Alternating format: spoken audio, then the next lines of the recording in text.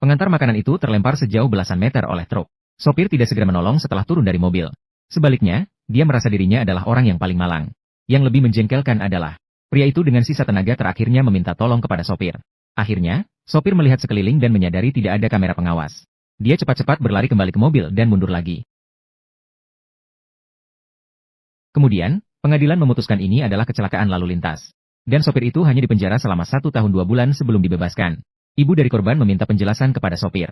Sopir tidak hanya bersikap angkuh dan kasar. Dia bahkan mendorong orang tua itu hingga jatuh ke tanah. Namun sopir itu tidak tahu. Dia sudah menjadi sasaran hakim bawah tanah, Awei. Malam harinya, sopir itu sendirian berendam di pemandian.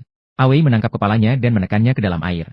Jika tidak ada kejadian yang tidak terduga, dalam 5 menit, sopir itu pasti akan mati di tempat. Siapa saya? Saya datang untuk menangkapmu, hantu. Di siang hari, dia adalah seorang polisi biasa. Di malam hari, dia berubah menjadi hakim bawah tanah untuk menegakkan keadilan. Selama mereka adalah penjahat yang lolos dari hukuman hukum. Akhirnya, mereka semua akan mati di tangannya. Misalnya, orang gemuk berjanggut ini. Dia membunuh ibunya di depan mata anak laki-laki itu. Kemudian, dia berpura-pura mengalami gangguan mental dan hanya dijatuhi hukuman 3 tahun. Putusan yang begitu tidak realistis. Menanam benih balas dendam di hati anak laki-laki itu. 12 tahun kemudian, anak laki-laki itu berhasil menjadi polisi melalui kerja keras. Namun, orang gemuk itu tidak menyesal dan terus berbuat jahat. Hanya karena hal-hal sepele. Dia memukuli sopir itu dengan brutal. Laporkan ke polisi. Tapi jangan khawatir, penjahat akan menghadapi penjahat lainnya. Wei yang sudah dewasa berdiri tidak jauh dari situ. Tujuannya sangat jelas. Jika hukuman hukum tidak berguna, maka balas dengan kekerasan. Wei mengikuti orang gemuk itu sepanjang jalan. Memilih untuk menyerang di gang yang sepi. Namun, ketika si gemuk melihat Awei yang lemah, dia yang pertama kali menyerang. Akibatnya, dia dijatuhkan oleh satu pukulan keras dari Awei. Belum sempat pulih, dia sudah terkena tendangan. Tendangan ini bisa melancarkan aliran darah setelah 20 tahun stroke. Si gemuk bangkit dan mengeluarkan sabuk jari dari saku. Lalu dia melancarkan serangan balik. Namun, dia tetap tidak bisa mengalahkan pukulan keras Awei. Kamu tidak bisa hidup seperti ini. Keluargaku hancur karena kamu.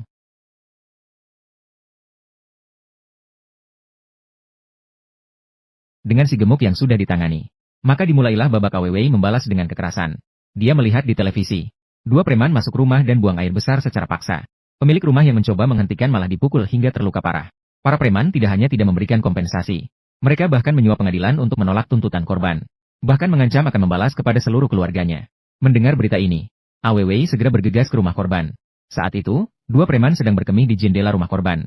Awei menutup jendela dengan papan. Kemudian menyerang para preman. Mengacaukan saya dengan urin.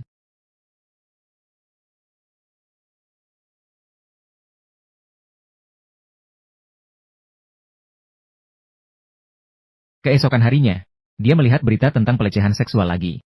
Dokter pria yang melecehkan pasien wanita tidak hanya tidak ditangkap, bahkan lisensi praktiknya tidak dicabut. Jadi dia datang ke rumah sakit ini dengan penuh kemarahan. 1 detik sebelum masuk ke dalam, dokter pria itu akan menyerang pasien wanita yang sudah dibius.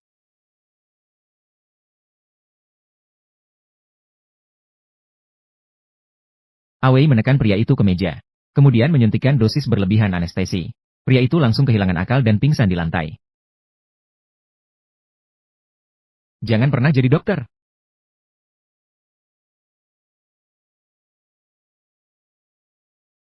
Kejadian seperti ini terus terjadi.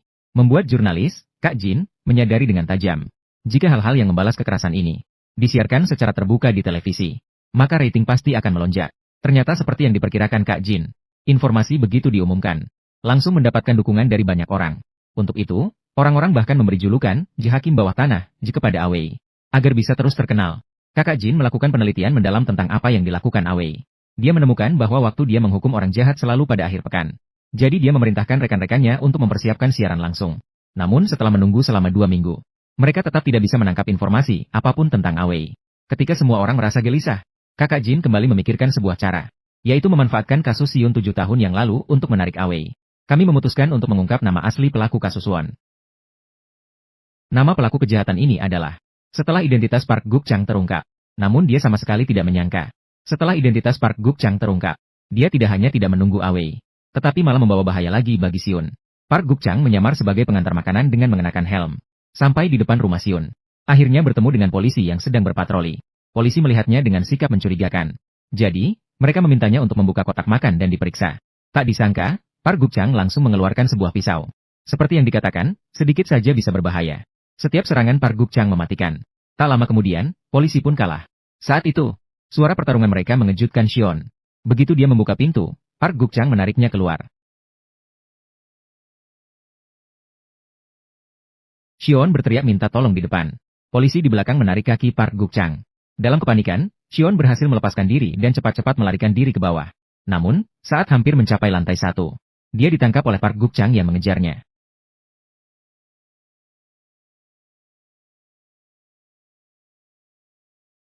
Xion, hidupku hancur karena kamu. Aku adalah korban sebenarnya. Sekarang semua orang mencemuhku. Aku akan membunuhmu sekarang. Lalu hidup nyaman di penjara selama sisa hidupku. Melihat keadaan, nyawa gadis itu tidak lama lagi. Awei tiba-tiba muncul dan menendang Park Guo-chang. Seharusnya kamu merenungkan ini seumur hidupmu. Apa yang kamu katakan, brengsek?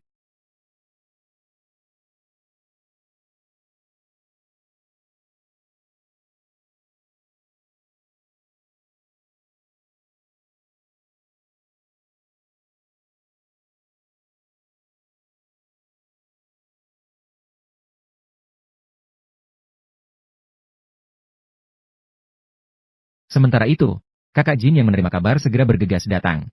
Namun, ketika dia tiba di lokasi, Awei sudah pergi tanpa jejak. Ini adalah keadilan ilegal yang membalas kekerasan dengan kekerasan. Selanjutnya, Awei akan terus menghukum seorang pria bernama Biao. Kejahatan yang dilakukannya membuat orang merinding. Gadis malam yang berpenampilan menarik-menarik pria itu ke samping. Lalu bertanya apakah dia ingin menghabiskan malam bersamanya. Faktanya, pria itu bukan hanya seorang pembunuh, tetapi juga seorang polisi. Dia sama sekali tidak punya waktu untuk menggoda wanita itu, melainkan menatap tajam ke arah Biao di seberang. Biao bukanlah orang baik. 3 tahun yang lalu, dia merampok sebuah toko serba ada bersama 2 rekannya. Dia tidak hanya membunuh pemilik toko. Bahkan 2 anak berusia 7 tahun pun tidak dia lepaskan. Setelah tragedi terjadi, karena 2 kaki tangan lainnya masih di bawah umur, Biao Zi bersekongkol dengan mereka, menyalahkan semua kejahatan kepada yang masih di bawah umur. Akhirnya, Biao Zi hanya dijatuhi hukuman 2 tahun 6 bulan untuk 3 nyawa. Hari ini adalah hari pertama Biao Zi keluar dari penjara. Tidak hanya tidak merasa menyesal, dia bahkan pamer di depan adik kecilnya bahwa hukum tidak bisa berbuat apa-apa padanya. Adik perempuan melihat Awei terus menatap Biao Zi, mengira dia datang untuk membeli tepung. Jadi dia memaksanya ditarik ke koridor, lalu mengeluarkan sejumput tepung dan memasukkannya ke mulut. Segera setelah itu, dia mulai mengunyah. Di bawah pengaruh tepung, Awei merasa pusing. Sampai hari berikutnya baru dia sadar. Namun, ini tidak mengubah tekadnya untuk menghilangkan Biao Zi. Setelah beberapa hari mengintai, dia menemukan bahwa uang yang didapat Biao Zi dari menjual narkoba disimpan di sebuah rumah kecil yang bobrok. Untuk menghilangkan Biao Zi tanpa mengungkapkan identitasnya, Awei pertama-tama mengirimkan surat laporan anonim ke Departemen Narkoba. Kemudian meninggalkan catatan pengakuan di mobil Biao Zi. Tujuan dari semua ini sangat sederhana. Tidak hanya bisa membuat Biao Zi berhasil melarikan diri dari pengejaran Departemen Narkoba, tapi juga bisa membawanya kembali ke rumah kecil untuk mengambil uang. Siapa kamu? Itu uangku. Awei melemparkan uang itu ke tanah di depan Biao Zi. Kemudian menyalakan bensin. Melihat itu, Biao Zi mengambil sekop dan mengayunkannya ke arah Awei. Nama Biao Zi terdengar cukup garang. Tapi saat bertindak, dia sama sekali tidak garang. Apalagi yang kamu inginkan, brengsek?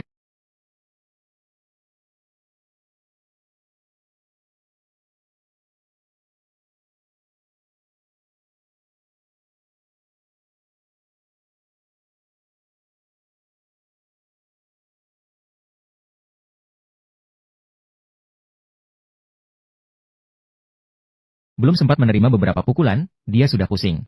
Awei memanfaatkan kesempatan itu untuk mengikat lehernya dengan rantai. Kemudian menggantungnya di rangka pipa.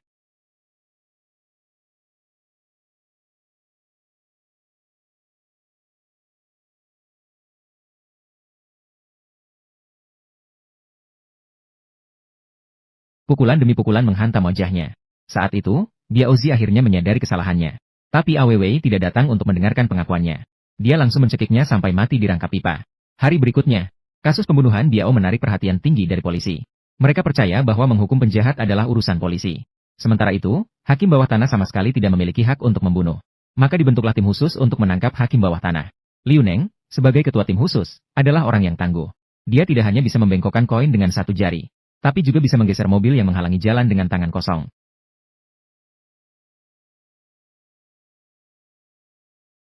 Sepertinya Awei kali ini akan menghadapi tantangan berat. Tertekan oleh tekanan dari atas, Ketua tim khusus Liu Neng bersama anak buahnya melakukan pengejaran besar-besaran. Kemudian ditemukan bahwa orang yang ditangkap bukanlah hakim bawah tanah yang sebenarnya. Di sisi lain, Awei melihat di televisi. Neneknya yang selalu baik padanya sejak kecil ditabrak mobil dan meninggal. Ternyata 1 jam yang lalu, nenek itu dalam perjalanan pulang setelah mengumpulkan barang bekas. Karena menghalangi mobil BMW, pemilik mobil yang marah langsung menabraknya.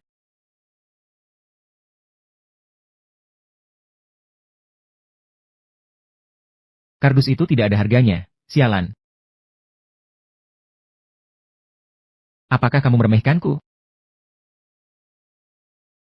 Seorang pejalan kaki melihat situasi itu. Dia mendekati dan menghalangi pemilik mobil agar tidak pergi. Namun, pemilik mobil itu cukup berani dan langsung memukulnya. Tapi dia meremehkan kekuatan pejalan kaki itu. Dia menerima puluhan pukulan.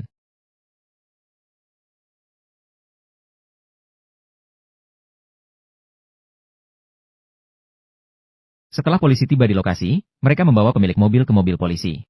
Sementara itu, pejalan kaki juga ditangkap karena penganiayaan. Jelas bahwa pemilik mobil telah melakukan pembunuhan dengan sengaja. Namun, pengadilan menganggap tragedi ini sebagai kecelakaan mendadak. Melihat ini, Awei menggenggam tinjunya dengan erat. Dia sudah siap untuk menegakkan keadilan bagi neneknya yang telah meninggal. Sisi lain, ketua tim penyelidikan, Liu Neng, sudah memperkirakan bahwa Awei akan membunuh pemilik mobil. Jadi, dia mengirim anak buahnya untuk mengawasi selama 24 jam. Namun, Awei juga tidak bodoh. Dia sengaja menciptakan kecelakaan lalu lintas dengan informasi palsu untuk mengalihkan perhatian polisi. Kemudian, dia diam-diam menyelinap ke ruang perawatan untuk memberi peringatan kepada pemilik mobil. Jelas kamu melanggar hukum, tapi bersembunyi di rumah sakit untuk mendapatkan perlindungan. Orang yang taat hukum justru tidak dilindungi. Jadi saya berpikir sejenak. Tetap saja, kekerasan untuk melawan kekerasan itu efektif.